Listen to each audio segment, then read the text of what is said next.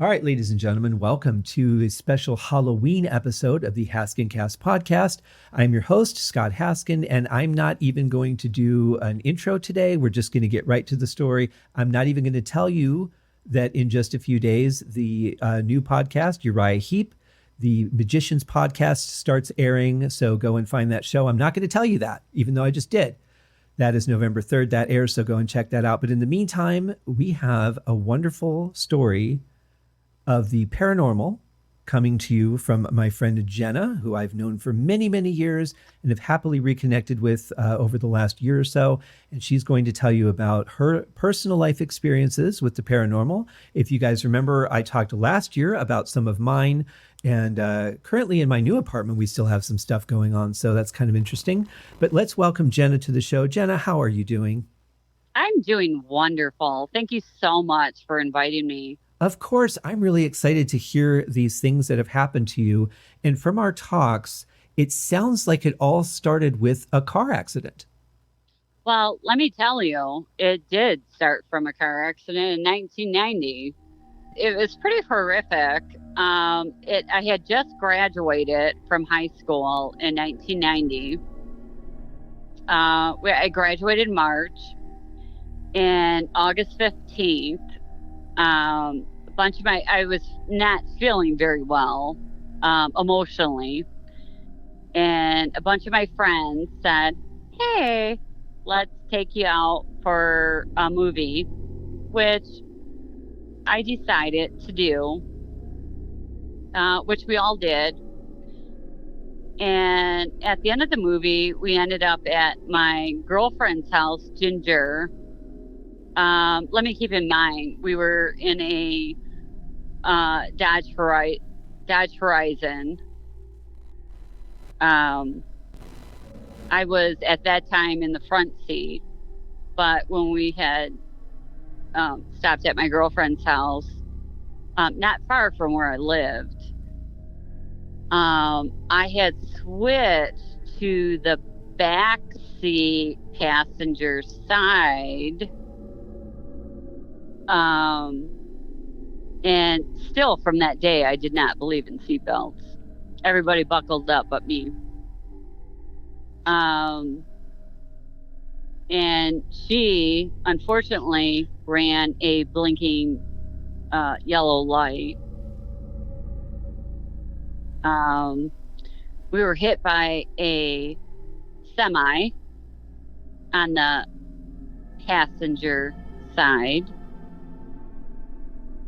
The car spun and then hit a telephone pole, which was the passenger side.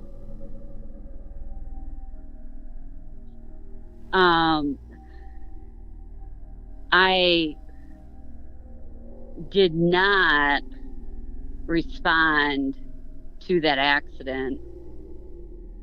I was rushed to the hospital.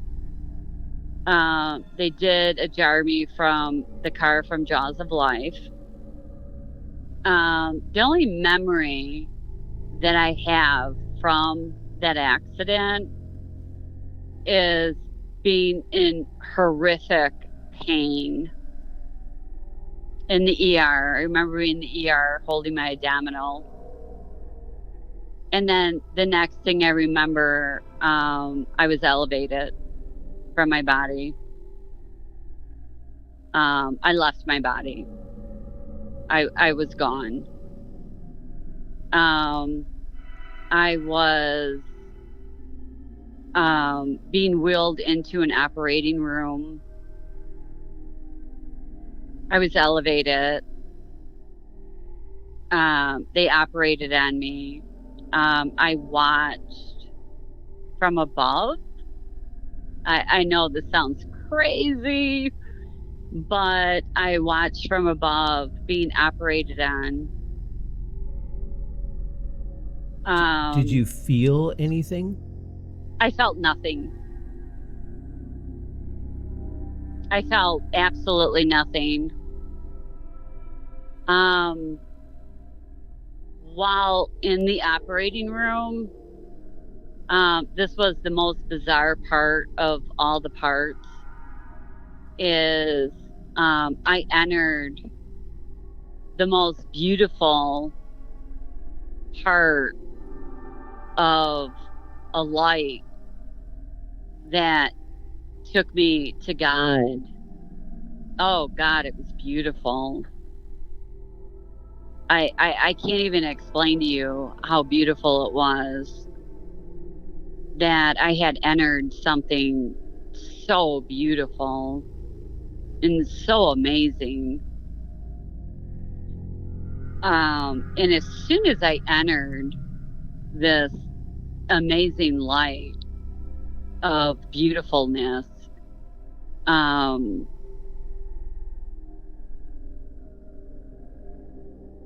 I really can't explain it, but at the same exact time, I was told that I wasn't ready, that I need to go back.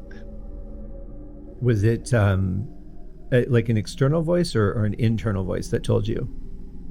It was an external voice. I was told that I wasn't ready and I need to go back. So I went back. And when I went back, I saw my body continuously being operated on. And I remember being confused, completely confused. But there's so many people in that operating room. And I remember specifically a doctor being very compassionate about my body. And then the next thing I remember is I woke up and the same exact doctor was standing over my head. So now at this point, you've somehow gone back into your body. I'm back in my body. I'm staring at him. And I remember saying exactly, I know exactly who you are. You helped fix me. And his eyes, I remember his eyes getting big, and he said, "How do you know that?" And I said, "I saw you do your work on me." And he said, "How do you know that?" And I said, "I saw it. I saw the whole thing."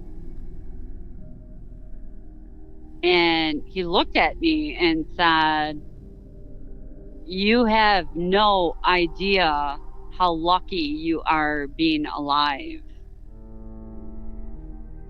And I remember saying, I am, because I was sent back.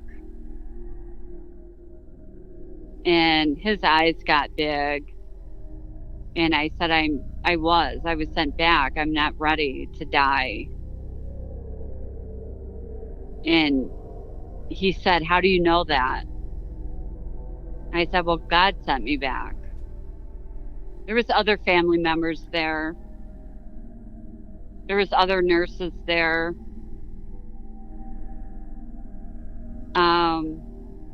He stared at me for a very long time. I remember feeling my abdominal not feeling right.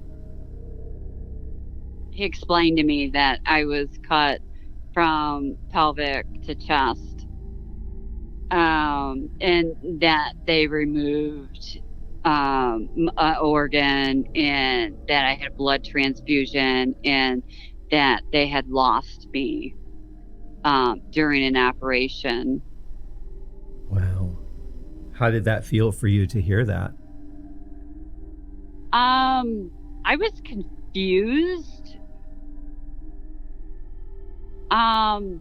The only thing that I felt was this overwhelming sense of relief.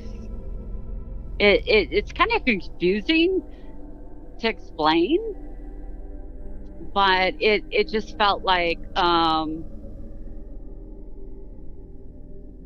it just felt right. I don't know how to explain it, but it just felt right, and it was I knew that what happened was okay. It took a very long time for rehabilitation.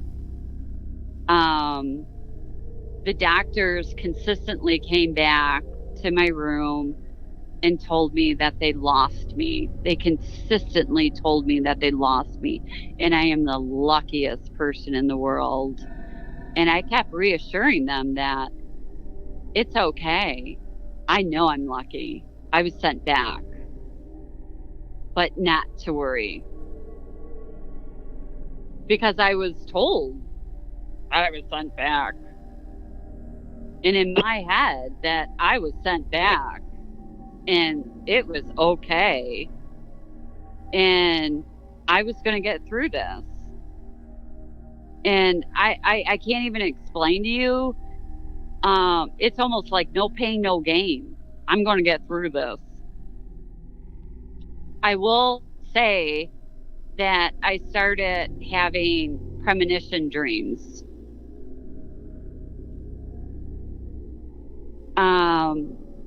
And they were consistent and they were vivid, and I brushed them off. The premonition dreams were one was an apartment fire that I lived in, that the apartment burned in flames. It was one you were living in at the time? No, of an apartment that I've never lived in. Oh, you've never lived in, okay. The second one was of my stepdad being killed in a driving accident. And I constantly called my mom, like, every day, like her husband.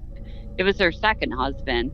I constantly called her. Is he okay? Is he okay? I keep having this dream. The third premonition was of my car being stolen. And I know that people have dreams, but these are vivid dreams. And they were reoccurring every night. Every night I'm having these dreams. This is when it started. I couldn't explain it. Honest to God, I brushed it off. But it just kept happening.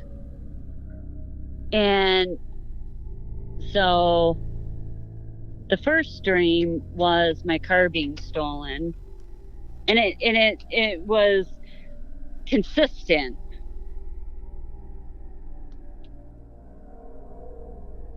It was real. It was me waking up in a cold sweat in the middle of the night. Then my stepdad being killed in a car accident, and then this fire.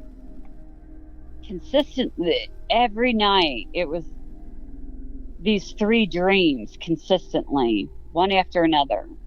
I didn't dream about anything else other than these three dreams. And I didn't understand it. I don't know how to explain it. But other than it felt real. I woke up in a deep sweat. But the first one was the car being stolen. which I reacted. I went to my insurance dude and said, help. I need theft in my car. And he told me that I had to have full coverage insurance to have theft protection, which at that time I couldn't afford.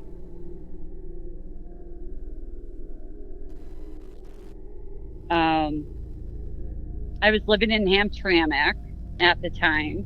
We all know where Hamtramck is, a Polish town outside Detroit. I was going to college. My uncle owned a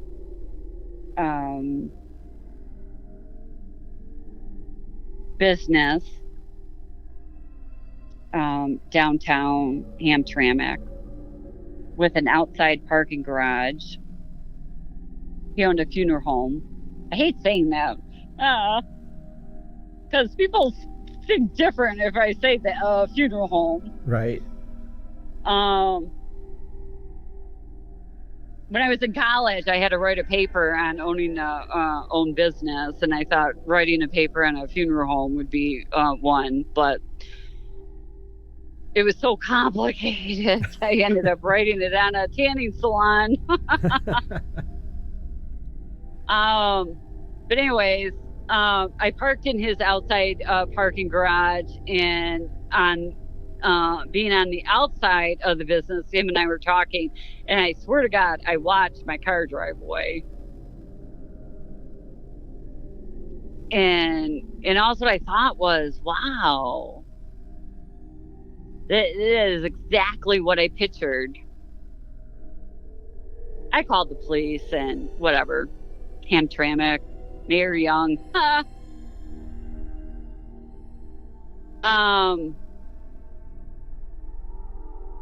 And then I continuously, I stopped having that dream.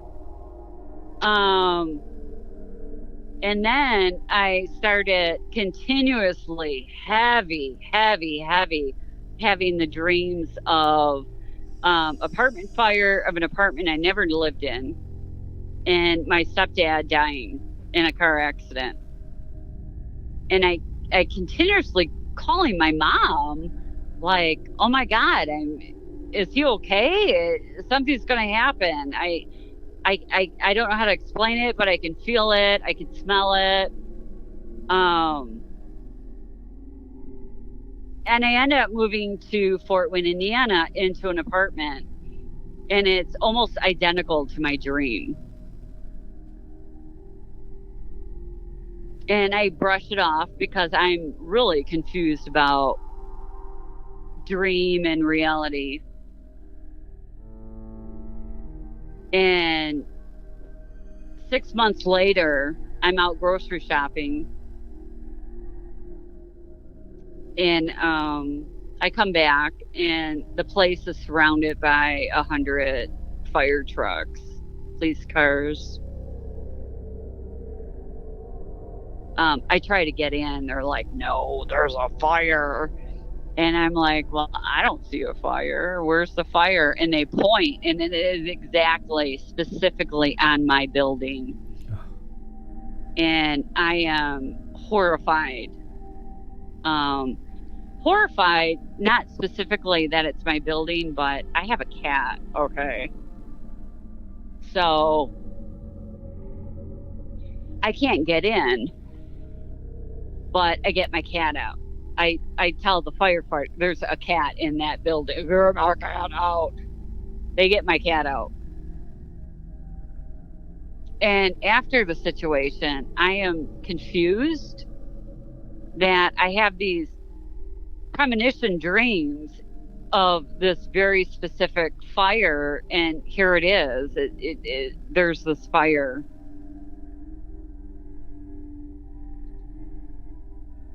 Next, I'm continually having these dreams. We all know what's going to happen.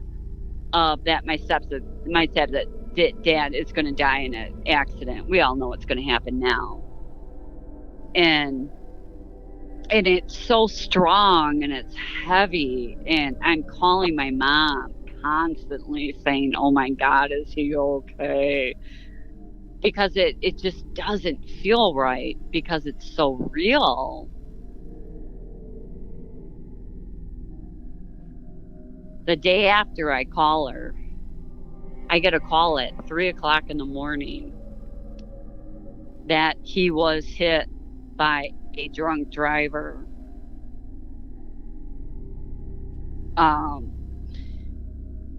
And he was DOA. Oh, it was awful. It was the probably the most awful thing I experienced about a human being. I can imagine.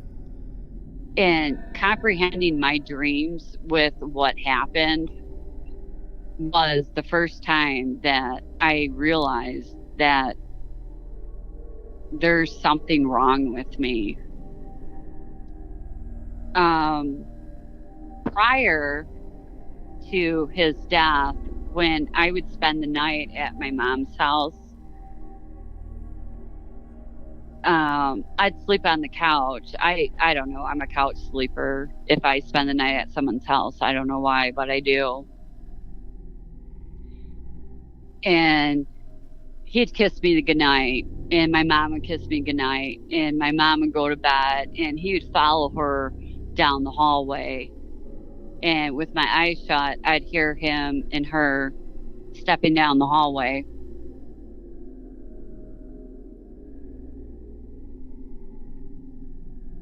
And this was year after year. So I know what it sounds like. After his death, literally after his death, this is when it started.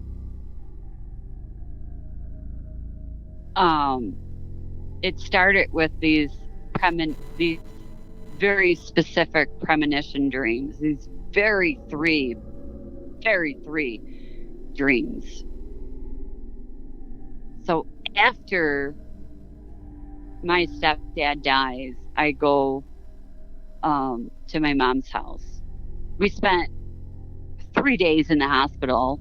If anybody knows, in Michigan, it's a 72-hour. It's a 72-hour before they take the machine off. Oh, okay. He was DOA, but my mom was very specific that they keep him on machine. Mm-hmm. And if they keep you on machine, then it's 72 hours. And then after that, I had slept on her couch, and she had gone to bed. I slept on the couch. And then right after that, she goes, and then that's where I hear the footprints or footsteps. And probably about 5 years, every time I slept at her house, it was those footsteps. And I would constantly tell her, like, every time you go to bed, I hear those footsteps. After you go to bed, like right after you go to bed, I then hear those footsteps. Was it like he was following her like he used to? Exactly the way he would follow her. And it really creeped the shit out of me. And then she moves. She moves to a different location. This is when she moves to the farm. I had a conversation with her that Jean is in this house, and if you move, then what? She moves. She moves to a different location. And now she has extra bedrooms. I sleep in the extra bedroom. She comes in at the end of the night and gives me a goodnight kiss to say goodnight. And she walks down the hallway. And then about 10 minutes later, the footsteps start. But this time it's different. Right next to the bedroom I sleep in is a bathroom. The bathroom lights up. I go in the bathroom. I get up and I'm thinking, what the heck is going on? I go in the bathroom. As soon as I go in the bathroom, it dims. No light, but a light. I go back in bed and I can hear the footsteps. And then there's an office across from the bedroom, and then that bedroom lights up.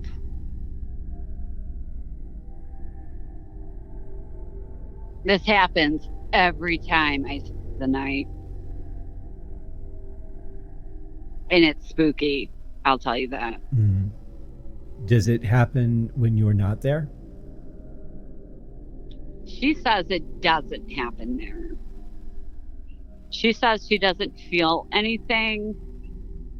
At one point, I had recommended to go to a reading that maybe a person could read something if he's still here or not. And that person couldn't read anything.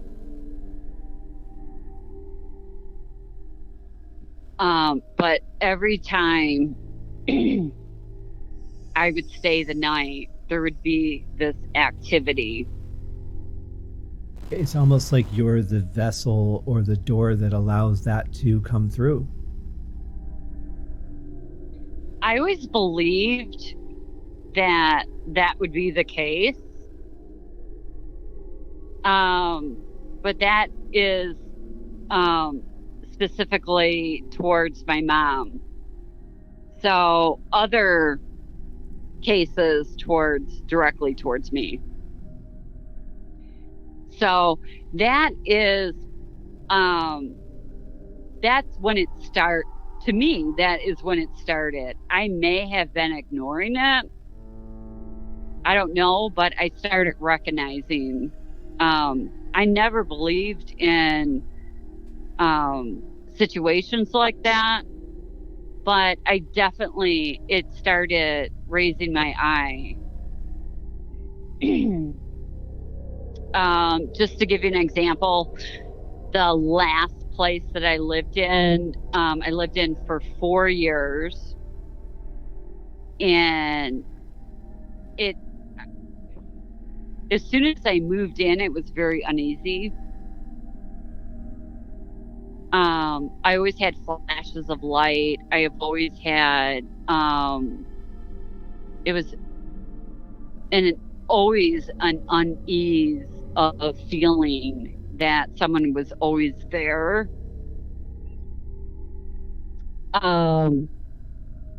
My girlfriend's daughter had asked me what was the scariest thing that has ever happened to you. And to share with you that one night, and I honest to God believe that I was in a condo. I was living in a condo, and the person that lives below me, and this is the only explanation that I can come up with, is the person that lives below me was a mentally challenged adult person that his mother had him come 3 times a week. And it only happened when he would show up. And I always felt that he didn't have a filter with God, that he always allowed whoever come in to the situation, that I'm very, very specific on my surrounding temperature. So in the wintertime, I specifically leave my temperature at 68 when I come home from work. I like that temperature. It's comfortable to me. It's a sleeping temperature. I like it. I have 4 cats, Aussie cats.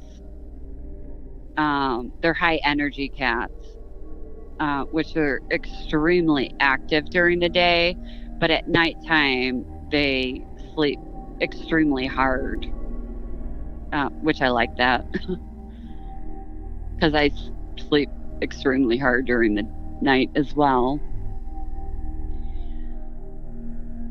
But one very specific night, I was sleeping, temperature perfect, and I had woke up with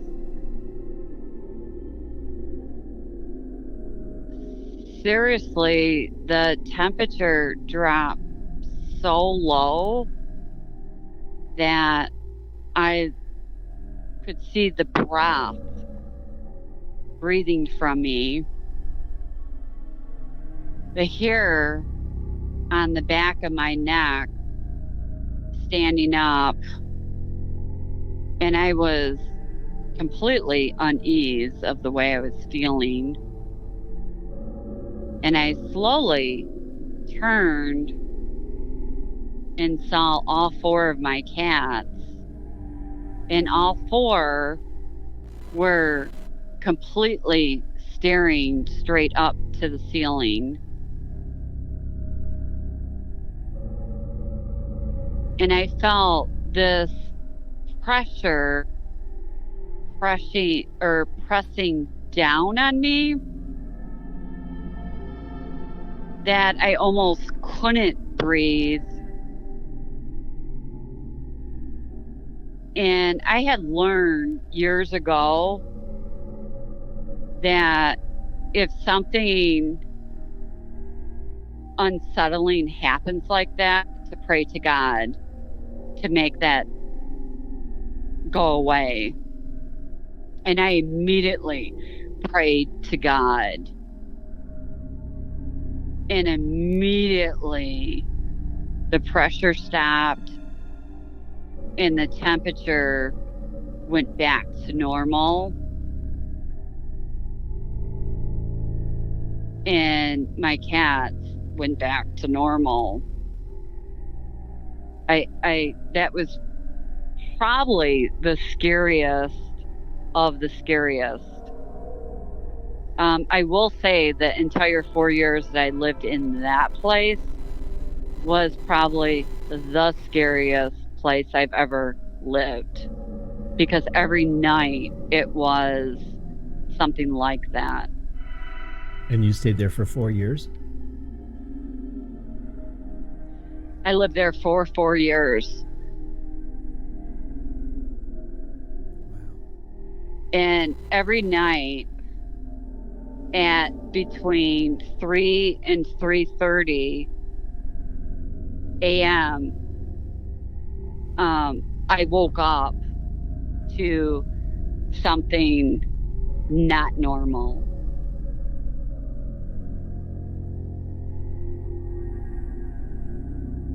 The temperature was irregulated. There was a pressure on top of me. It was, I can't explain, but there was always an uncomfortable feeling. When I had first moved in there, I never felt comfortable living there.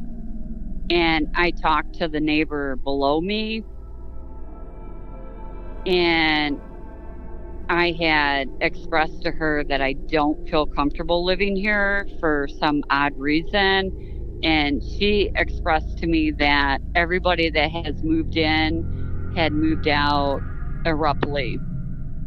So there was something about the building itself. I don't think it was the building itself. I honest to God believe that it had something to do with her son. I don't want to say anything negative about people that are mentally challenged, but the only conclusion that I came up with is that her son, being mentally challenged, was not able to control good from wrong. And I honest to God believed, and I know this sounds crazy, but I honest to God believed that her son challenge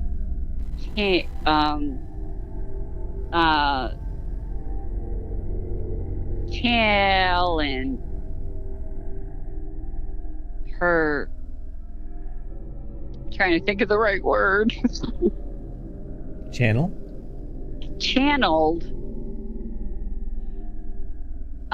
in bad spirits, which made me connect with them. I honest to God believe that I do connect with spirits. When I lived in Ohio, prior to living here, prior to living in this situation, I consistently had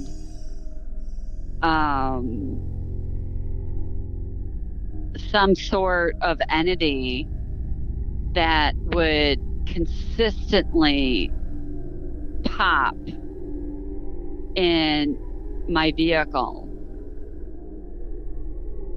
And I know this sounds crazy, but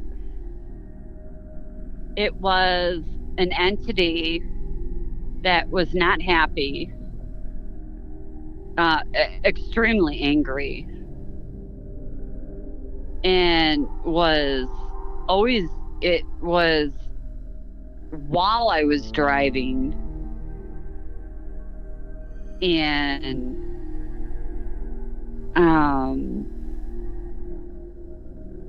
somebody at one point said to pray and ask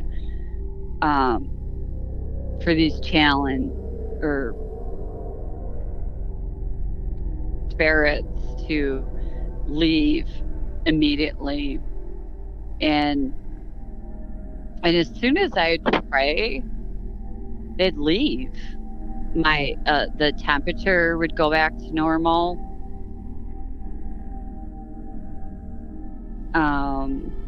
The stress would relieve.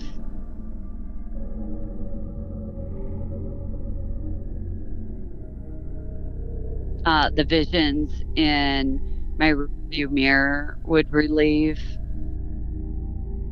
Were you continuing to have any of those vivid dreams through all of this?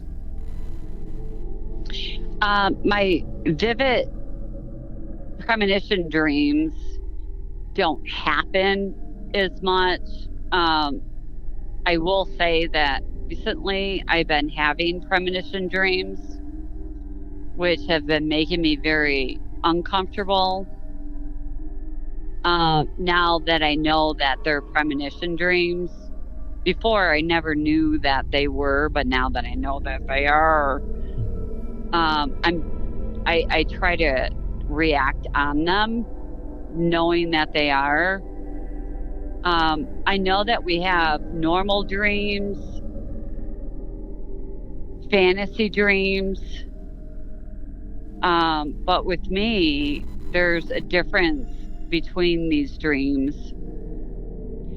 Premonition dreams with me are real. They're different. They're real. I don't know how to explain it, but I break up in a solid sweat.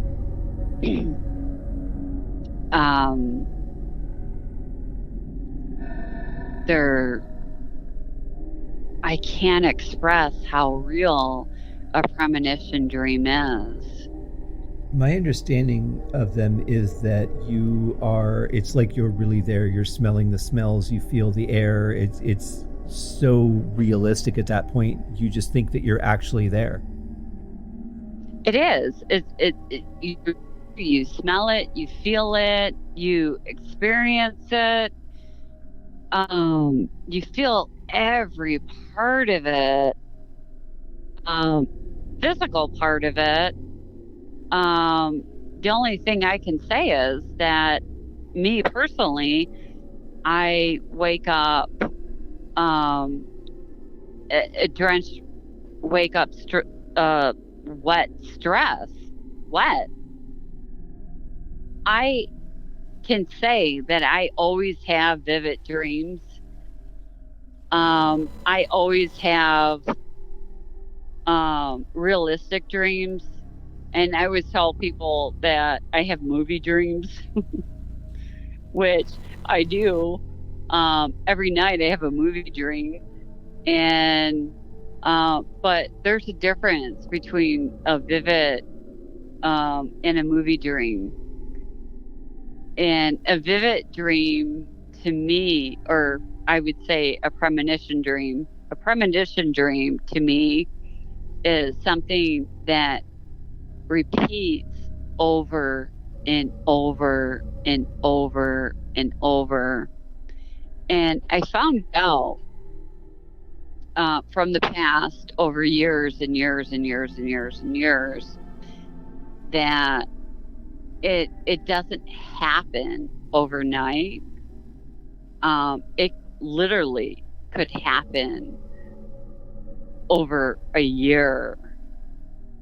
It's not overnight. It's over time. And I like my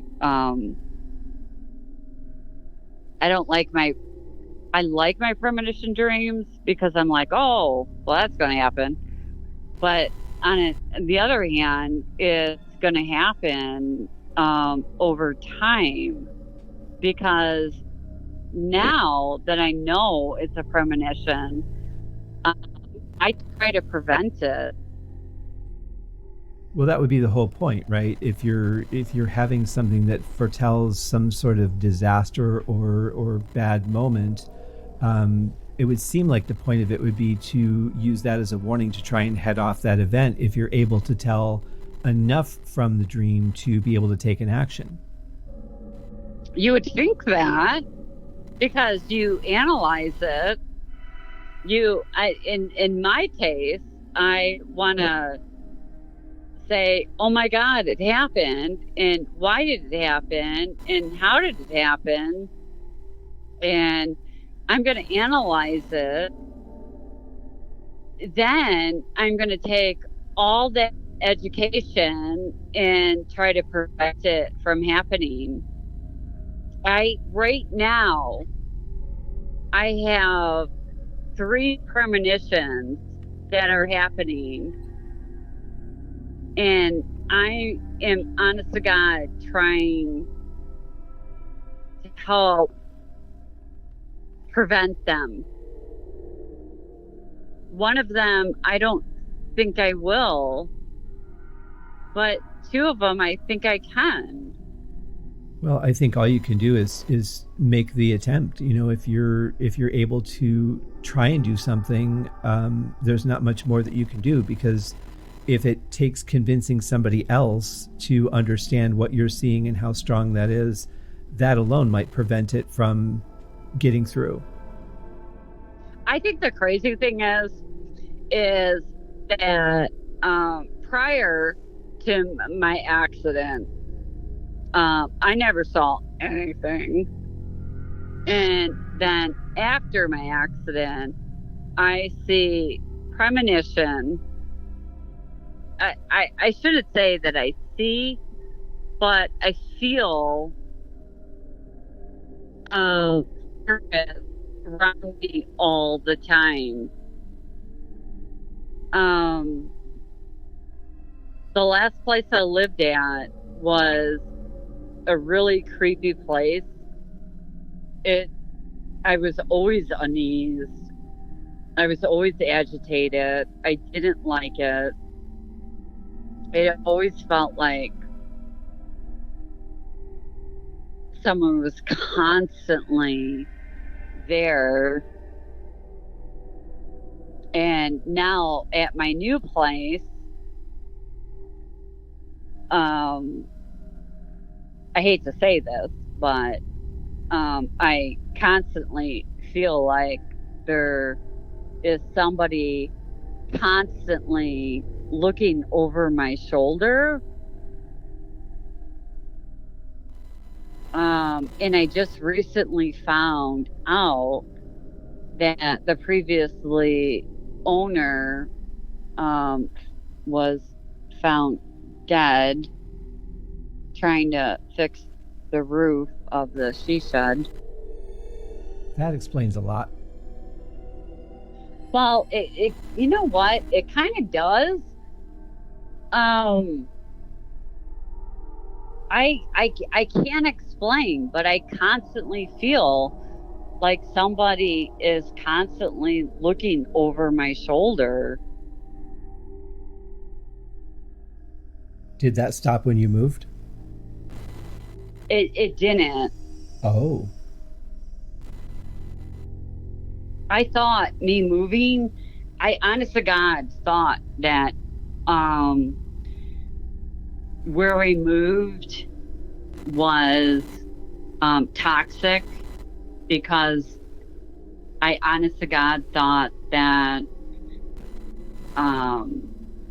the person that lived in the complex was mentally challenged and couldn't challenge or challenge out the good or bad. And I blamed it. I honest to God, I blamed it on him, because I'm constantly praying. Every night I pray. Every night I pray. And every morning I wake up, I pray. So at the end of the day, I blamed it on him. Prior situations, I have always prayed. Mm-hmm. But moving here, it always feels like it's one entity that's constantly watching me, and it's disturbing. And you can't explain it, you can't unfeel it, but it's always there, and it's always there.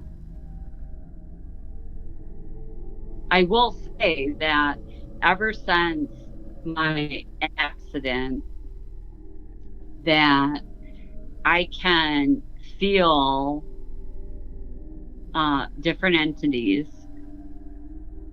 They somehow attract themselves to me. I wonder if it's just because you've crossed that veil that they became aware of you and then attached to your energy. I don't know how to explain it, but it sounds crazy, but it is definitely a crossing. I have found that other people have crossed different paths and wondered why they connect with different entities.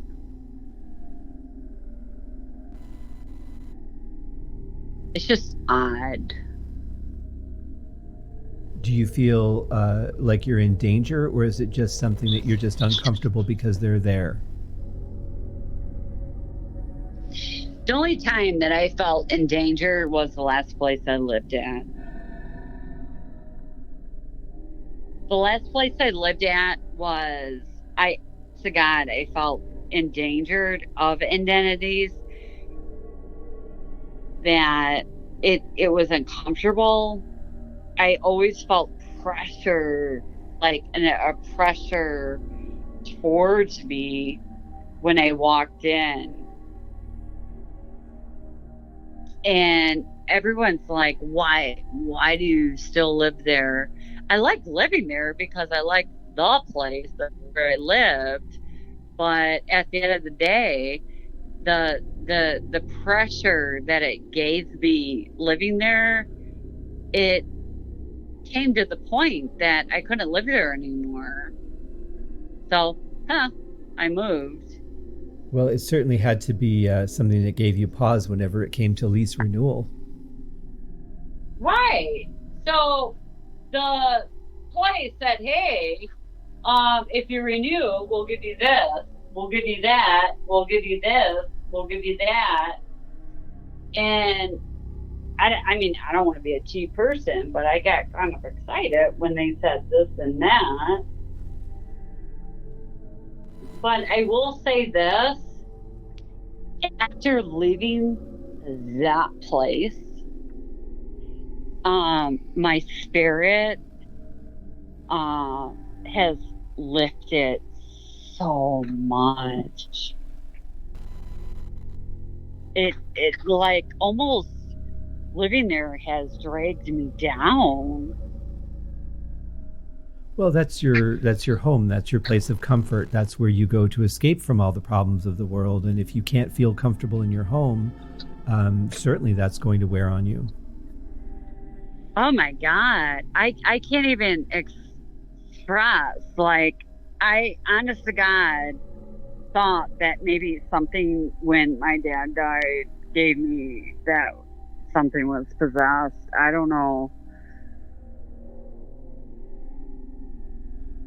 Well, I cannot thank you enough for coming on to the show and telling us your story. I certainly hope that you're able to maybe make some changes with these dreams that you're having and help some people out, because they sound like they're giving you opportunity, but that doesn't give you control over the result.